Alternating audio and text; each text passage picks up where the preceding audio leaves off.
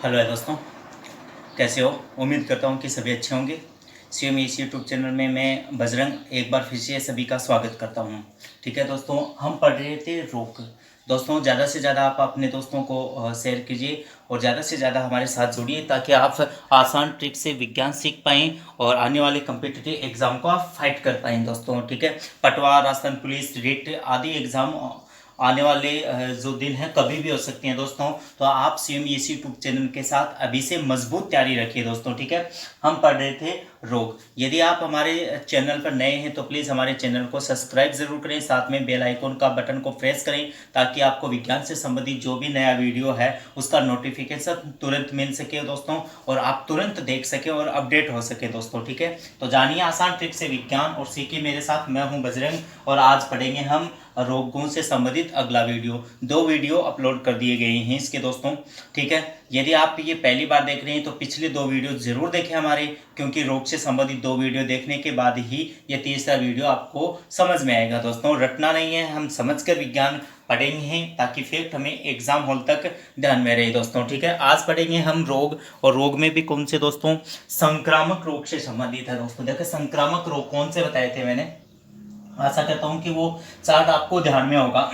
संक्रामक रोग है, यानी इन्हें क्या कहेंगे? अगर यहां देखा जाए तो इनका उपनाम क्या है? इन्हें हम संचरणीय संचरणीय रोग भी कह सकते हैं दोस्तों। ठीक है, संचरणीय रोग भी कहेंगे। ठीक है, संक्रामक रोग संचरणीय रोग कहते हैं। क्यों? क्योंकि ये किन्हीं न किन्हीं माध्यम से फैलेंगे। किनसे? किन्हीं न किन्हीं माध्यम से फैलेंगे, एक व्यक्ति से दूसरे व्यक्ति तक संचरित हो सकते हैं, तब संचरणीय रोग कहलाते हैं। माध्यम कौन कौन सा हो सकता है दोस्तों? जल, ठीक है, जल के बाद में भोजन, भोजन के बाद में वायु, ये क्या हो सकते हैं? इनके माध्यम हो सकते हैं, यानी इन रोगों को, संक्रामक रोगों को फैलने के माध्यम हो सकते हैं। तो संक्रामक रोग मुख्य 3 माध्यम से फैलते हैं, जल, भोजन और वायु के माध्यम से फैलते हैं। ठीक है, उनमें मैंने संक्रामक रोग में अगर यहाँ देखा जाए तो संक्रामक रोग में ये बताया था कि अगर ये देखें कि कुछ वातावरण से संबंधित, बाह्य वातावरण या भोजन या जल के माध्यम से फैलते हैं। फिर वहां भी एक अर्जित प्रकार का रोग था। ठीक है, यानी जो अर्जित होता है, एक था क्षरणकारी, वहां पर बता दिए तो वो चार्ट में मैंने समझा दिया था। तो वहां प्लीज आप उस वीडियो को जरूर देखें क्योंकि वो उसका सारांश आपको समझ में आ जाएगा। संक्रामक रोग में हम मुख्यतः यहाँ 4 प्रकार के पढ़ेंगे। पहला पढ़ेंगे प्रोटोजोआ, प्रोटोजोआ रोग। दूसरा हम पढ़ेंगे कौन सा? जीवाणु जनित, जीवाणु जनित रोग। तीसरा हम जानेंगे यहाँ कौन सा? विषाणु जनित रोग। और चौथा जानेंगे यहाँ कौन सा? कवक जनित रोग, कवक जनित रोग। ठीक है, पांचों हम क्रमी रूपी भी देख सकते हैं, 2 क्वेश्चन जो होगा वहां पर आपको बता दिया जाएगा दोस्तों। यहाँ पर हम यही पढ़ेंगे कि संक्रामक रोग जो होते हैं वो मुख्यतः प्रोटोजोआ, जीवाणु जनित, विषाणु जनित और कौन से, यानी कवक जनित होते हैं दोस्तों। ठीक है, ये क्या है दोस्तों? ये एक प्रकार के सूक्ष्म जीव होते हैं। क्या होते हैं दोस्तों? ये एक प्रकार के सूक्ष्म जीव होते हैं। इन सूक्ष्म जीवों के कारण कई प्रकार के रोग फैलते हैं। तो आशा करता हूं कि यहां तक आपको समझ में आ गया होगा दोस्तों। ठीक है, इसके बाद में हम आज पढ़ने जा रहे हैं कौन सा? प्रोटोजोआ जनित रोग। ठीक है, प्रोटोजोआ जनित रोग। पहला क्वेश्चन तो दोस्तों यही बनता है कि निम्नलिखित में से कौन सा रोग प्रोटोजोआ जनित नहीं है या है? तो हमें एक आसान ट्रिक से उन रोगों को ध्यान में रखना। वो ट्रिक्स पहले पहले शब्द भी अगर आपको ध्यान में है तो दिए गए ऑप्शन के अनुसार उस क्वेश्चन को आप क्या कर सकते हैं दोस्तों? सही कर सकते हैं। देखो प्रोटोजोआ जनित रोग की ट्रिक्स याद क्या रखोगे आप? ठीक, एम पी का पानी। क्या ट्रिक्स है दोस्तों? एमपी का पानी, एमपी का पानी दोस्तों, आसान ट्रिक से है। ठीक है, मैं से एम से क्या बनेगा यहाँ पर? Malaria, malaria. ठीक है, पै से एपी से क्या बनेगा यहाँ? पेचिस, जिसे डायरिया भी बोलते हैं, डायरिया, डायरिया। ठीक है दोस्तों, का से क्या बनेगा यहाँ पर? काला जार। पा से क्या बनेगा दोस्तों यहाँ? Pyorrhea, pyorrhea, pyorrhea. ठीक है। और नी से क्या बनेगा दोस्तों, यहाँ पर निंद्रा रोग बनेगा, निंद्रा रोग। ये है, ये प्रोटोजोआ जनित। क्वेश्चन याद सकता है कि कौन सा प्रोटोजोआ जनित रोग नहीं है, तो हम इस आसान ट्रिक से सीख सकते हैं और पहले पहले अक्षर को ऑप्शन में दिए गए चेक कर सकते हैं दोस्तों। तो ये ध्यान में रखेंगे आप यहाँ तक, और एक बार स्क्रीनशॉट लेना चाहिए तो दोस्तों इस चीज़ का आप स्क्रीनशॉट ले सकते हैं, ठीक है। ये है प्रोटोजोआ जनित के। अब हम एक एक करके और पढ़ लेते हैं कि प्रोटोजोआ जनित रोग किस प्रकार के, कौन सा रोग किस प्रकार का होता है दोस्तों, ठीक है। तो उम्मीद करता हूं कि बहुत ही अच्छी ट्रिक्स है मेरे द्वारा बनाई गई, और आप इस ट्रिक से ये लंबे समय तक रोग को ध्यान में रख सकते हैं दोस्तों। ये मैं से मलेरिया, पी से पेचिस, धायरिया, का से कालाजार, प से पायरिया, नी से निंद्रा रोग दोस्तों, ठीक है। और अब हम पढ़ेंगे इसमें पहला रोग कौन सा, मलेरिया के बारे में, ठीक। तो आप एडिंग डालिए कौन सा, मलेरिया, मलेरिया, ठीक है, मलेरिया, ठीक। सबसे पहले हम प्रत्येक रोगों के बारे में 4 फैक्ट ध्यान में रखेंगे। कितने, 4। लक्षण से संबंधित हमें कोई फैक्ट ध्यान में नहीं रखना, क्योंकि हमारे पैरामेडिकल के एग्जाम नहीं है। वन डे जितनी एग्जाम होती हैं फर्स्ट ग्रेड सेकंड ग्रेड तक, या writ third grade Rajasthan police पटवार, वहां तक या तो उसका जीवाणु यानी सूक्ष्म जीव, या उसके कौन सा टीका उपयोग है, या औषधि, इस प्रकार के क्वेश्चन, या फिर इन ट्रिक से पूछ सकता है कि कौन सा जीवाणु जनित है, कौन सा विषाणु जनित रोग है। तो आप लक्षण पर बिल्कुल भी न जाए, बुकों में बहुत सा दिया हुआ, बिल्कुल भी रटने की जरूरत नहीं है। 100% मेरा दावा है, वन डे कंप्यूटर की जो एग्जाम होती है उनमें कभी भी आपको लक्षण नहीं पूछा जाएगा, क्योंकि पूछने के लिए बहुत ऐसा है, हम पहचान ही नहीं कर सकते रोगों से।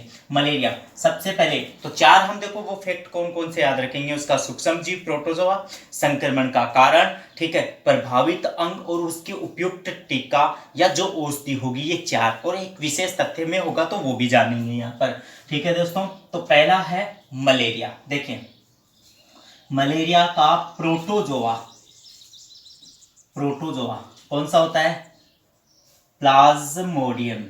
कौन सा होता है दोस्तों, प्लाज्मोडियम, प्लाज्मोडियम।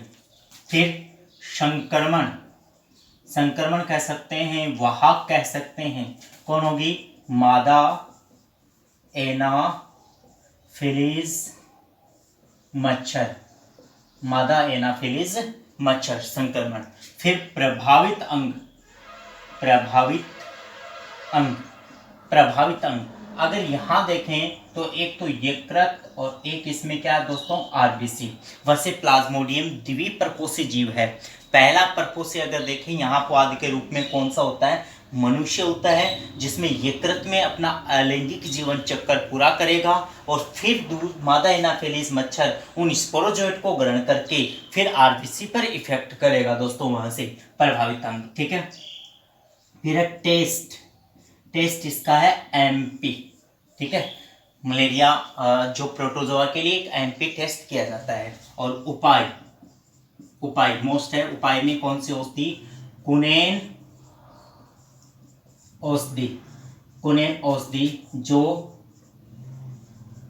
सिनकोना पादप की छाल से प्राप्त की जाती है। सबसे ज्यादा यही क्वेश्चन पूछा गया है दोस्तों कि मलेरिया रोग में उपयुक्त औषधि, उपाय के लिए कुनेन औषधि किस पादप से प्राप्त करेंगे, सिनकोना पादप की छाल से प्राप्त की जाती है ये। और मनुष्य के लिए संक्रमण अवस्था, मनुष्य के लिए संक्रमण अवस्था, संक्रमण अवस्था होती है स्पोरोजोइट, स्पोरोजोइट संक्रमण अवस्था, ठीक है दोस्तों। तो यहाँ तक एक बार आप स्क्रीनशॉट ले सकते हैं दोस्तों, ठीक है, कि मलेरिया का जो प्रमुख जो रोग से संबंधित फैक्ट हैं वो जान लें आप, ठीक है दोस्तों। यहाँ तक तो आप स्क्रीनशॉट ले सकते हैं। एक बार देखें कि मलेरिया का प्रोटोजोआ कौन सा है दोस्तों, मलेरिया का प्रोटोजोआ कौन सा है, तो आप देख सकते हैं कौन सा, इसमें प्लाज्मोडियम, संक्रमण वाहक, मादा एनाफिलीज मच्छर, एनाफिलीज मच्छर के काटने से प्रभावित अंग यकृत आरबीसी, टेस्ट एमपी, उपाय कुनेन औषधि जो सिनकोना पादप की छाल से प्राप्त होती है। मनुष्य के लिए संक्रमण अवस्था कौन सी होती है दोस्तों, स्पोरोजोइट। ये है मलेरिया से संबंधित। ठीक है दोस्तों, ये इसका प्रोटोजोआ जनित का मुख्य जो रोग था वो उसके बारे में। ठीक है, साथ में अगर हम ये और देख लेते हैं कि इसके अगर यहाँ से आपको कुछ क्वेश्चन वगैरह इस प्रकार से पूछ सकते हैं। जैसे अगर यहाँ देखा जाए तो प्रोटोजोआ जो रोग हैं वो रोग के नाम में लिख देते हैं। एक तो हो गया, दूसरा, तीसरा, चौथा और पांचवा, ये हम साथ पढ़ लेते हैं, इतने कुछ खास नहीं है इसमें। ठीक है, एंड पेचिस डायरिया, ठीक है, पायरिया, कालाजार और निंद्रा रोग। ठीक है, प्रोटोजोआ अगर देखें, प्रोटोजोआ, पेचिस डायरिया का होगा, एंट अमीबा स्टोलिटिका एंड अमीबा स्टोलिटिका। प्रभावित अंग कौन से हैं अगर यहाँ देखा जाए तो ये कैसे फैलेगा, दूषित जल से संक्रमण, और प्रभावित अंग क्या होगी, आहार नाल। ये यहाँ मुख्य जो क्वेश्चन है ये पूछ सकता है कि एंट अमीबा स्टोलिटिका से कौन सा प्रोटोजोआ जनित रोग होगा। आंसर क्या होगा, पेचिस। पायरिया देखें तो एंट अमीबा जिंजेवेलिस के कारण होने वाला रोग है, और इसमें प्रभावित अंग कौन से होंगे, मसूड़े इसमें प्रभावित अंग होंगे दोस्तों। उपाय के लिए अगर देखें तो कौन सी, विटामिन सी युक्त आहार या भोजन इसका क्या हो जाएगा दोस्तों, उपाय हो जाएगा। ठीक है, कालाजार, ये मोस्ट है, कालाजार यहां देखें तो लेशमानिया डोनावानी प्रोटोजोआ है, जो कौन सी मक्खी के काटने से होगा, यानी बालू मक्खी के काटने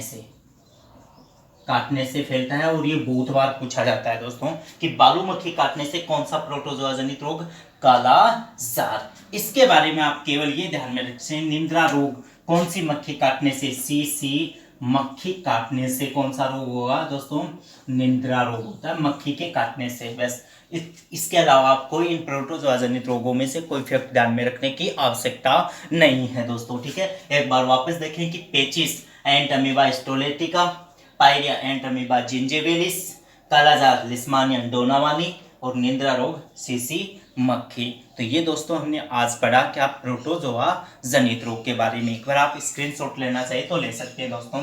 ठीक है, तो हमने ये पढ़ा आज प्रोटोजोआ जनित रोग के बारे में। आशा करता हूँ कि प्रोटोजोआ जनित रोग आपको समझ में आया होगा दोस्तों। समझ में आया तो प्लीज़ हमारे चैनल को लाइक ज़रूर करें, ज़्यादा से ज़्यादा शेयर करें।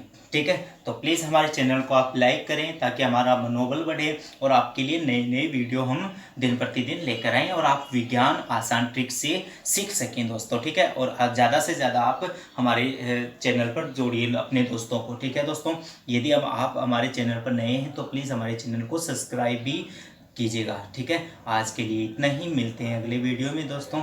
तब तक के लिए goodbye, have a nice day, आपका दिन शुभमय हो दोस्तों।